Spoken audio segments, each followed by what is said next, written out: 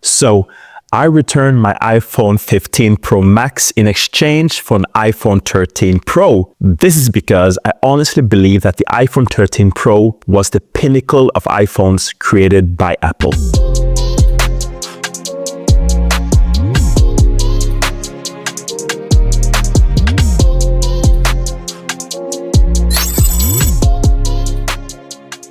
The design for the iPhone 13 Pro is still amazing. It's iconic, it's premium, and it's still timeless. The build quality of the 13 Pro is exceptional. Now, obviously, it doesn't have the 15 Pro's titanium build, but the stainless steel on the 13 Pro just looks so sleek and so minimalistic. While the 13 Pro is heavier in weight, the weight actually adds to a more premium feel, in my opinion. I actually feel I'm actually holding a phone in my hand, which I really love. On the topic of design, we also have to look at the color choices. This iPhone 13 Pro that I'm rocking is in the Alpine green color, and it is absolutely chef's kiss. I love this color, and this colorway is actually not even available in the iPhone 15 Pro, and I wish that the iPhone 15 Pro lineup or 16 Pro lineup had the choice of more colorways.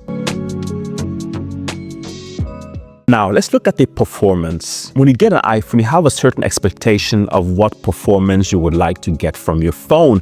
And obviously, Apple dominates here. Now, compared to the iPhone 15 Pro and the 16 Pro, the iPhone 13 Pro can still hold its own. Obviously, there are some few key differences between these devices. Firstly, the iPhone 13 doesn't have a always-on display. Now, this function is obviously on the newer iPhones, but in my opinion, not having this function is actually a benefit because you can actually save battery life. Obviously, you can turn off the always-on display on the newer iPhones, but then again, you're just reverting back to a older looking iPhone. Furthermore, there is no Apple Intelligence. Now, I wish that the iPhone 13 had Apple Intelligence, but as of today, the function of Apple Intelligence hasn't been that revolutionary that would need you to have a newer and brander iPhone. Now, obviously, with the more years to come, I'm pretty sure that Apple will increase the functionalities of the Apple Intelligence, but as of today, that functionality hasn't arrived yet. So the question becomes, how far forward will we have to wait for the Apple Intelligence to be such a huge game changer that you actually need to have a brand new iPhone compared to the iPhone 13 Pro? That's a question we'll have to wait and see. Compared to the iPhone 16 lineup, on the other hand, we're also missing the camera control function. Now, I've seen for so many people who actually have the iPhone 16 Pro lineup that the camera function at the start is a novelty thing. It's cool, but after a while, people just tend to use the camera as they've always used the camera function. It doesn't really use the camera control button as much.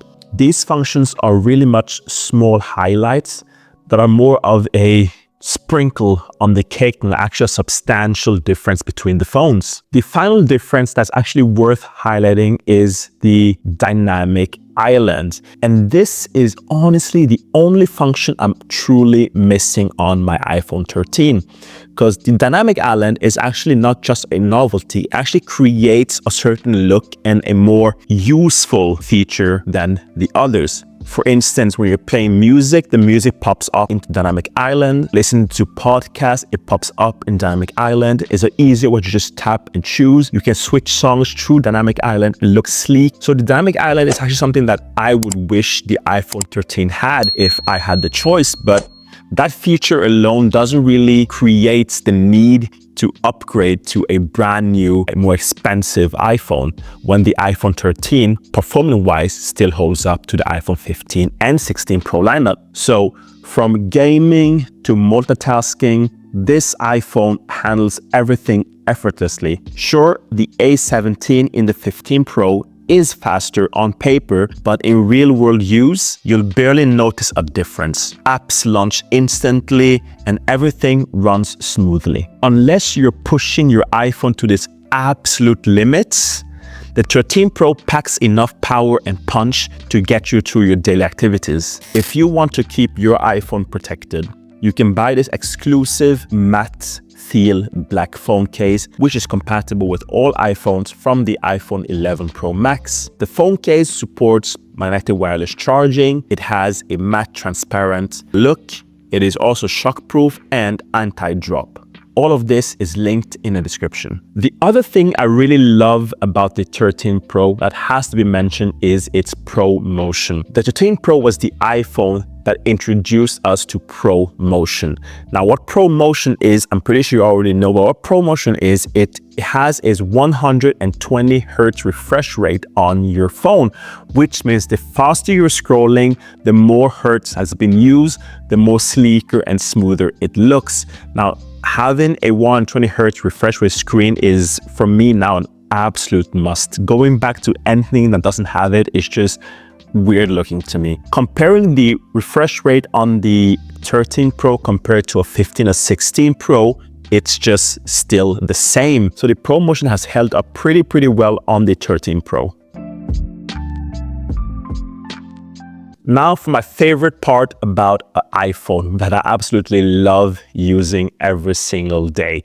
That is the camera functions, which is for photo taking and video making. When the iPhone 13 Pro was first released, the camera functions of this phone was absolutely revolutionary, and even today it is still amazing.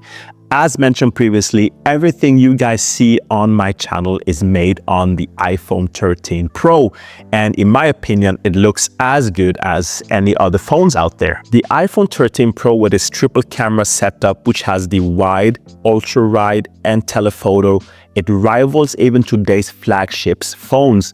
The low light performance is great and excellent with natural, true to life colors.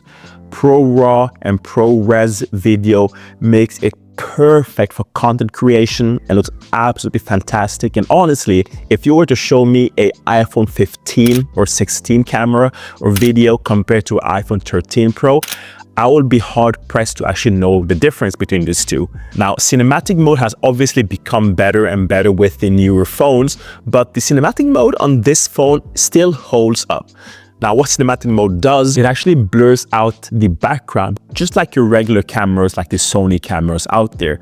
And the blurriness isn't as real as the professional cameras because it's digital, but in my opinion, it actually looks pretty decent, especially for like product reviews or taking a photo or taking a video of people. The blur function is amazing. And even the autofocus, focusing in and out of focus, is absolutely super cool as well. And furthermore, it actually also have the super zoom microscope lens in the iPhone 13, which means you can get super detailed videos and highlights of things really up close. And I just think it looks awesome. Now, sure, the 15 Pro and 16 Pro obviously have more fancy cameras because they are newer, but for everyday people and everyday uses, for taking photos and making content creation like videos on YouTube or just filming your kids or filming your family or an event, the 13 Pro camera really holds up. So is the iPhone 13 Pro the best iPhone that Apple has ever made? In my opinion, it absolutely is as of today. Now, unless Apple creates a more revolutionary iPhone, I feel like this iPhone does everything that every other newer iPhone can do. And in my opinion, there isn't really a need to upgrade to a more expensive iPhone unless you are focused on getting a more battery efficient life on your phone because your older phone is actually dying and costing you your workflow to be able to use it. Then I will upgrade. But if you have a phone with a decent battery health that can get you through the day for maybe like 2 or 3 times charging, it's still great. So whether you're considering an upgrade or thinking about switching back like I did, don't overlook the iPhone 13 Pro. It could be, honestly, the best tech decision that you've made. And for me, at least, returning my 15 Pro back to my work to get an iPhone 13 instead has been, for me, a fantastic choice. What are your opinions on the iPhones? Are you rocking the iPhone 13 Pro or are you rocking a newer iPhone? Let me know in the comment section below. And what do you think about the iPhone 13? Do you think it still holds up as of today as an everyday phone, or is it too outdated compared to the new iPhones? Leave your comments in the comment section, and if you've enjoyed this video, don't forget to hit the like button and hit subscribe. Thanks for watching. I'll catch you guys in the next one.